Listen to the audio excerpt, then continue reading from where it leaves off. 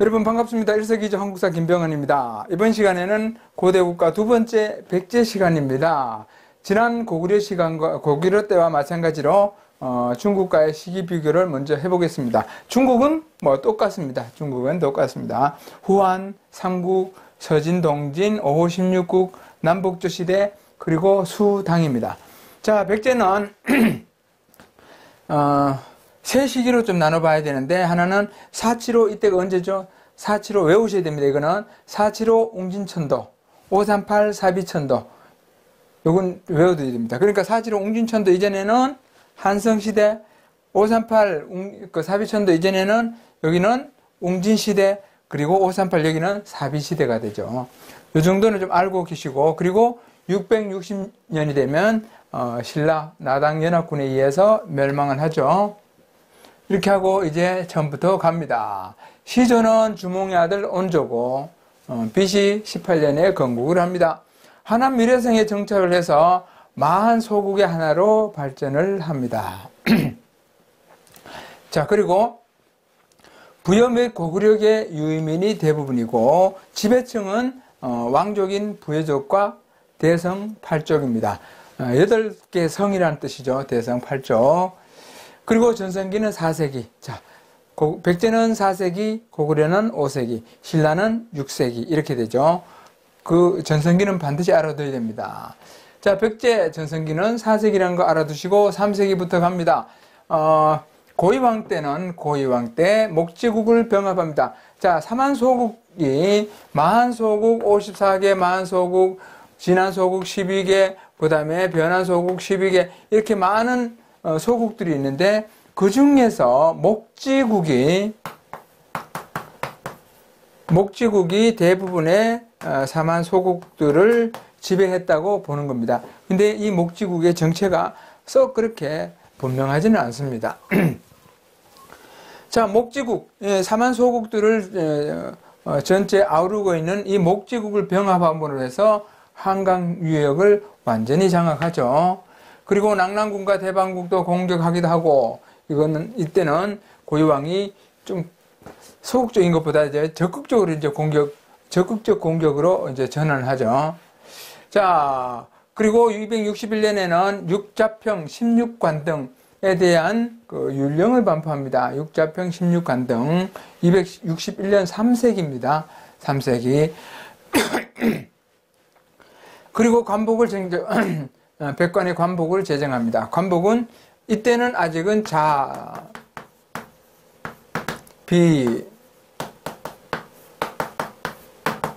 청, 세 가지 색깔이죠. 예, 자비청. 자색은 보라색, 비색은 뭐죠?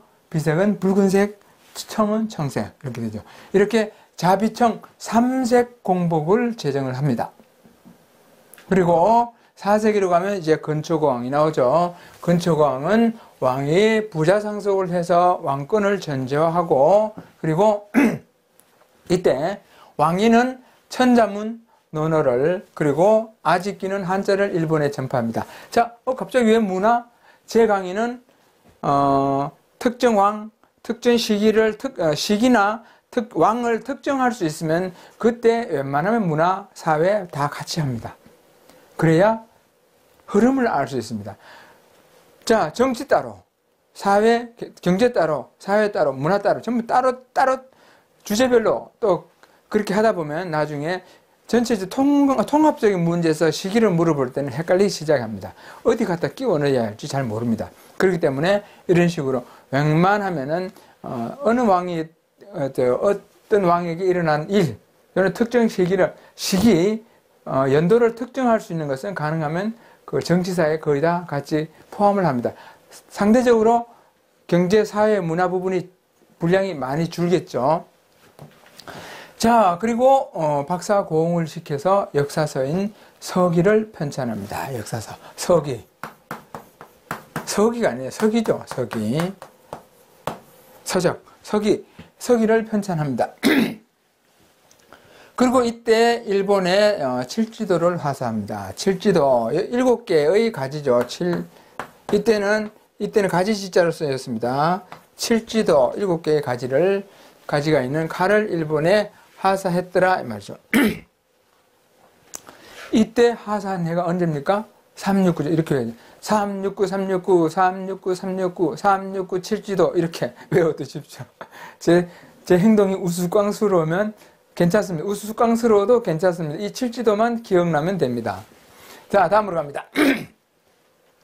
371년에는 이 건초고왕이 고구려를 공격하죠. 이때 고구려는 누굽니까? 고국 원왕이죠. 예, 평양성을 공격해서 고국 원왕을 전사시킵니다. 그리고 침류왕 때는 다른 거 기억할 거 없이 침류왕 때 동진에서 온 호승 마라난타로부터 불교를 수용해서 공인합니다. 384 불교 공인입니다. 백제 불교 공인. 자, 동진에서 온 호승은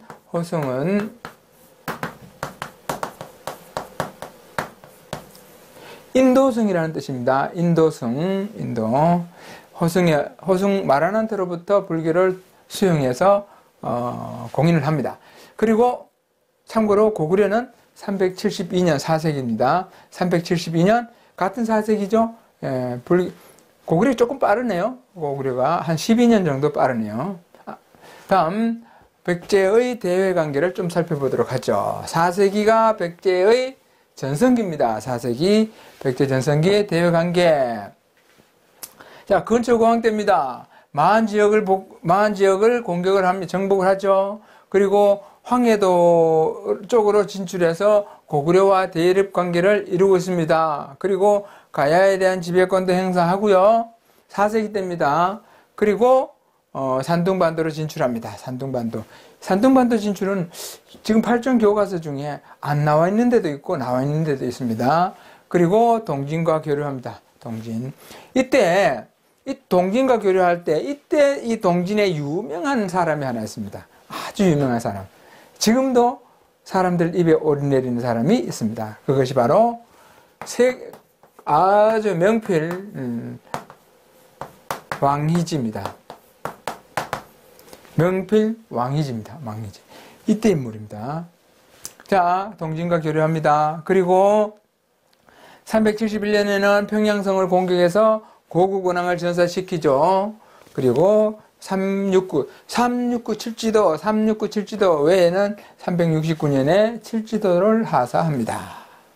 그리고 384년 침류왕 때는 불교를 인도에서 온 호승 마라난타로부터 불교를 수용해서 공인을 하게 되죠.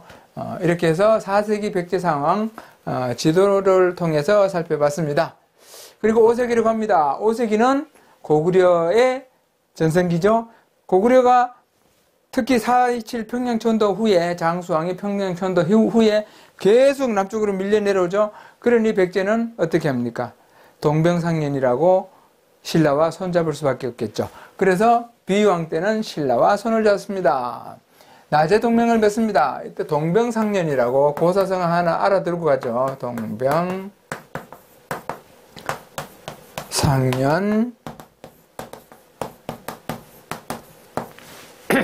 장수왕의 남하정책에 대응해서 신라 누구죠? 눌지왕이죠. 눌지마리간 눌지왕과 함께 낮에 동맹을 맺습니다. 자, 433 낮에 동맹인데 외울 때는 433 비눌 동맹으로 외우세요. 그래야 비유왕과 눌지왕 딱 떨어집니다. 433 비유왕 뒤에 또 나옵니다. 다른 거 433 비유왕. 그리고 계로왕 때는 어떻게 되죠? 고구려의 내침이 475년이죠. 고구려가 내침을 해서 아차산성에서 이 계로왕은 사망을 합니다. 475년이니까 장수왕이 침공을 해왔겠죠. 그래서 아차산성에서 사망하고 한성이 함락됨으로 해서 475년 그 다음에 누구죠? 문주왕 때죠. 문주왕 때는 웅진으로 천도합니다.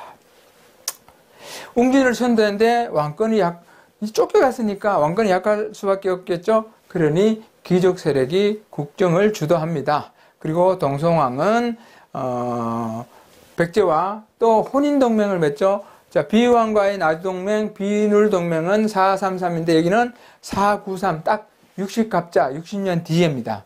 그래서 신라 소지왕과 혼인동맹을 맺죠. 그래서 이찬 비지의 딸을 이제 보내줬는데, 그래서 혼인동맹을 맺습니다. 자, 그렇다면은 433 비눌동맹 외우시고 그 다음에 493 혼인동맹 외우시면 됩니다. 꼭 외우셔야 됩니다. 뒤에 가서 백제성왕이 사망할 때, 전사할 때 이 외우는 방법을 일러드리겠습니다. 자, 그리고 왕권 강화를 위해서 웅진의 토착 세력을 등용하지만 이 동성왕은 피살당하고 맙니다. 그리고 6세기로 갑니다. 6세기는 어디죠? 신라죠. 자, 무령왕이 나옵니다. 무령왕이 나오면 백제 무령왕이 나오면 반드시 신라의 지증왕을 기억하셔야 됩니다. 자, 지증왕, 무령왕은 501년이죠. 지증왕은 500년입니다. 500년에 즉위합니다. 같은 시기죠. 그래서 무령왕, 한글로 써야 되겠다. 무령왕과 지증왕 이렇게 되죠. 501년부터 513년까지, 514년까지구나. 514년까지는 지증왕, 500년부터 514년까지는 지증왕, 501년부터 523년까지는 무령왕. 따라서 무령왕과 지증왕은 무지무지 가깝다. 이렇게 외우셔야 됩니다. 그래서 무령왕 나오면 바로 지증왕, 지증왕 나오면 무령왕. 시대가 같다고 생각하시면 됩니다. 무령왕 때는 지방 22담로의 왕족을 파견합니다. 특수행정조직인데 이 담로의 성격에 대해서는 정확하게 학자들이 정확하게 의견 일치를 보지는 못한 것 같습니다. 아직 정확하게 뭔지도 좀 잘 모르겠고, 그리고 남조인 양과 수교를 합니다. 그리고 수교의 증거로는 양직공도가 있고 그 다음에 무령왕릉의 벽돌 양식이 있습니다. 양직공도는 이따가 그림을 보면서 설명을 하죠. 이거입니다. 양직공도. 직공이라는 것은 사신이라는 뜻입니다. 직공. 직공이라는 것은 공납을 바치러 가는 일을 담당한 사람 해서 이것은 사신이라는 뜻입니다. 그러니까 양나라에 사신으로 간 사람, 그러니까 양나라 입장에서 자기 나라에 사신으로 온 사람, 나라와 그 사람 사신의 그림을 그리고 그 옆에 간략하게 설명을 붙인 것이 양직공도입니다. 직공도, 도는 그림이죠. 직공도. 그런가 하면은 무령왕릉에 벽돌 양식이 있습니다. 벽돌 양식의 무덤이죠. 벽돌 양식. 벽돌 무덤이라 하는데 벽돌 무덤은 좀 그렇죠. 벽돌을 묻는 건 아니죠. 벽돌식 또는 벽돌 양식의 무덤이죠. 무령왕릉의 벽돌 양식의 무덤입니다. 이러한 것들이 남조 양과 수교했다는 증거로 남아 있습니다. 시험에 잘 나옵니다. 그 다음에 무령왕릉의 유물을 한번 살펴볼까요? 예, 금제관식이 있습니다. 관식은 관은 머리에 쓰는 관이죠. 관은 꾸미개를 관을 꾸민 거죠. 꾸민 거. 관식 이렇게 쓰죠. 관식. 그 다음에 금제장식도 있습니다. 아주 대단하죠. 이 당시에 어떻게 이렇게 만들었는지 아주 진짜 감탄스럽습니다. 이것은 더 화려하죠. 이건 무령왕의 관식이고 이거는 왕비의 관식입니다. 아주 대단합니다. 이 금을 이렇게 만들었다는 게 대단합니다. 그 다음에 진묘수가 있습니다. 진묘수는 묘를 지키는, 무덤을 지키는, 진은 누를 진짜 진압하다, 지키다는 뜻이죠. 뭐를? 묘. 이건 후대에 와서 이름을 붙인 거죠. 수 이렇게.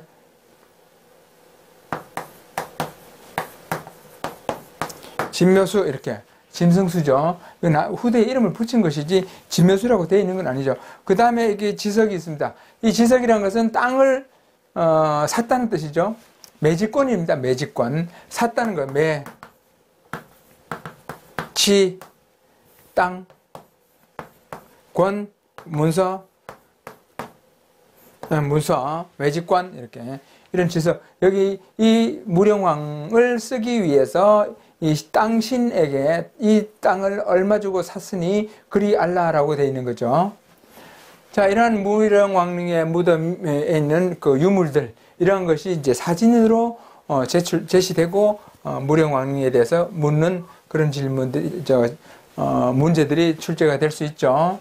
6세기로 갑니다. 6세기는 어디죠? 예, 6세기는 신라의 전성기입니다. 백제가 아주 괴로울 때죠. 백제 성왕은 538 사비천도를 합니다. 남조와 교류 강화 목적으로 웅진에서 남부 이렇게 사비로 가서 천도를 하고 나서 이름을 남부여라고 고칩니다.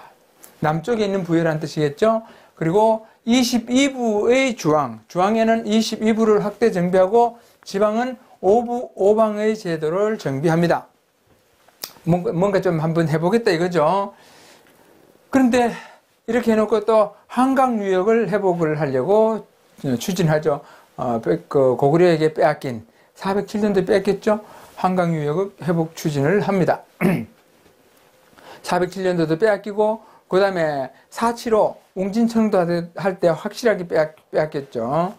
자, 그래서 한강유역을 회복 추진합니다. 그냥 하는 게 아니라 신라와 손을 잡죠. 그 다음에 불교 진흥과 전파를 위해서 겸액을 등용하는가 하면 노리사측에는 또 일본으로 파견해서 불교를 전파합니다. 그리고 550년에는 신라와 손을 잡고 연합해서 한강을 회복하죠. 신라와 손을 잡아서 하류는 백제가, 상류는 신라가 서로 차지하기로 하고 공격을 해서 결국은 한강을 회복합니다. 회복하는데 하류, 지금에 있는 서울 쪽, 그 다음에 저 단양 쪽, 이쪽은 상류죠.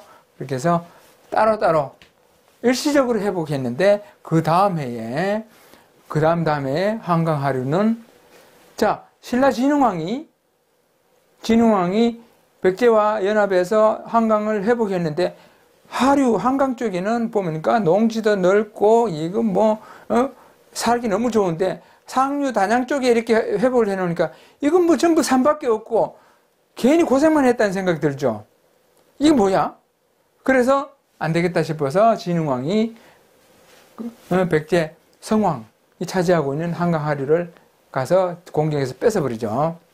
그러니 백제 성왕은 배신당한 데 대해서 울분이 치솟는 거죠. 그래서 성왕은 그 화를 참지 못하고 좀 계획적으로 조직적으로 이게 신라를 공격해야 되는데 어느 날 갑자기 내일 아침에 치러 간다 그러면서 나를 따르라 하면 겨우 데려간 사람이 50명입니다. 그래서 백제 성왕은 관산성 전투에서 50명을 데리고 신라에 복수하러 갔다가 관산성 전투에서 결국 사망하죠. 그게 554년입니다. 그렇다면 여기서 중요한 연도를 좀 외워둘 필요가 있습니다.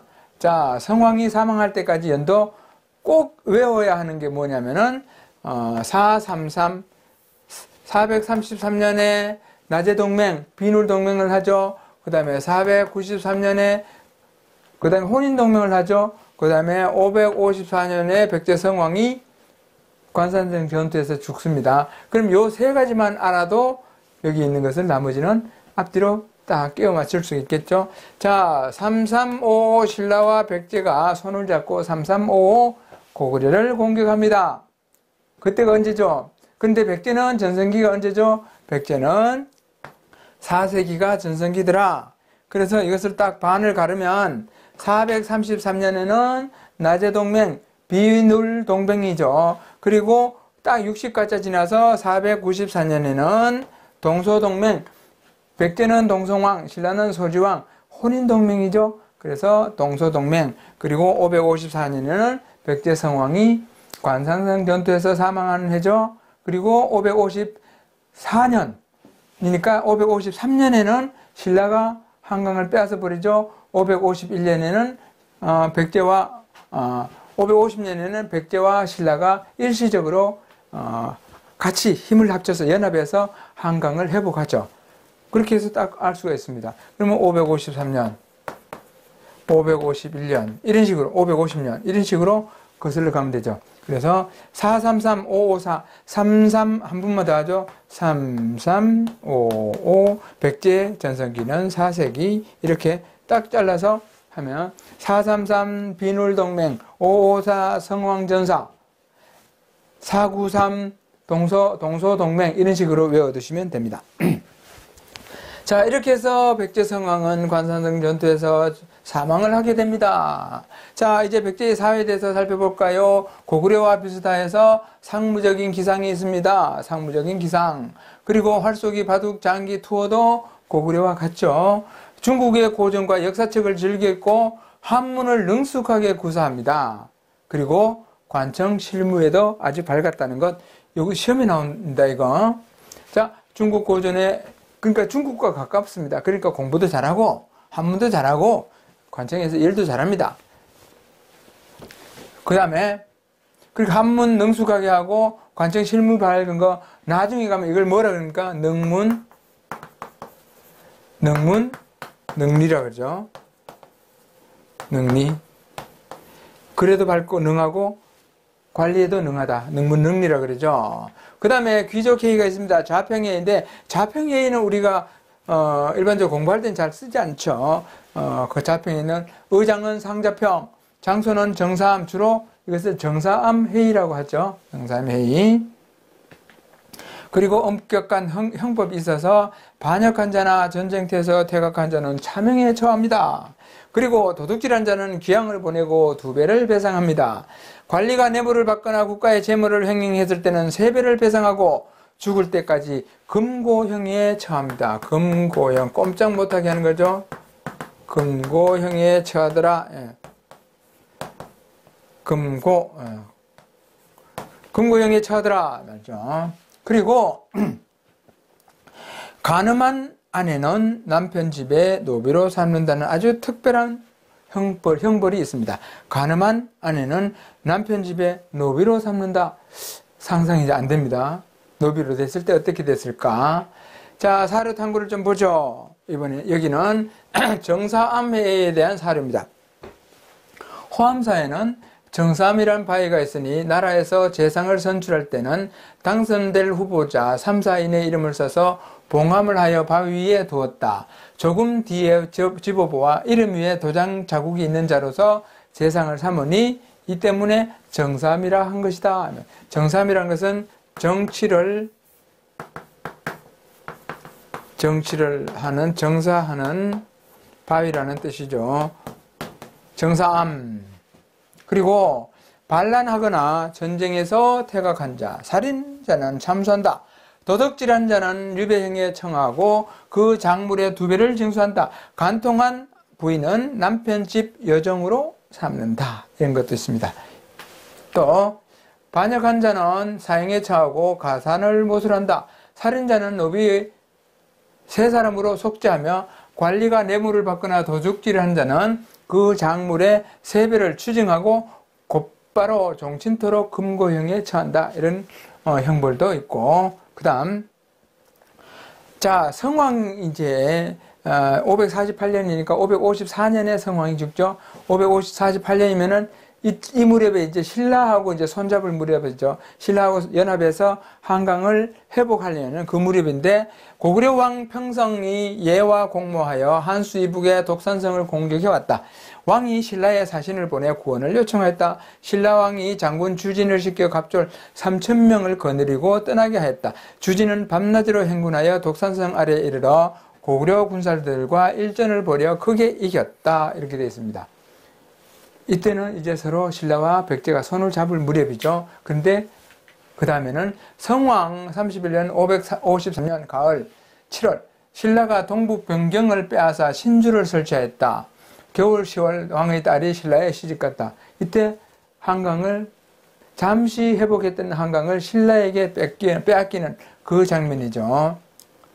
성왕 32년 554년입니다. 가을 7월 왕이 신라를 습격하기 위하여 직접 보병과 기병 50명을 거느리고 좀 준비를 좀 했어야 되는데 50명이 아니라 한 5,000명은 데리고 갔어야 되는데 구천, 지금에 있는 거기죠. 옥천에 이르렀는데 신라의 복병이 나타나 그들과 싸우다가 왕이 남병들에게 살해되었다. 이것이 554년입니다. 자, 백제와 신라가 3355 고구려를 대응합니다. 백제의 전성기는 4세기 딱 자르면 433 비눌동맹, 554 성왕전사, 553 진흥왕 배신, 551 한강 일시 회복 이렇게 되겠죠. 그리고 493 뭡니까? 동소동맹, 동성왕과 소지왕의 혼인동맹이 되겠죠. 자, 이렇게 해서 백제도 마쳤습니다. 백제. 고대 국가 두 번째 시간 백제를 마치고 다음 시간에는 세 번째 시간 신라와 가야에 대해서 살펴보도록 하겠습니다. 네, 수고하셨습니다.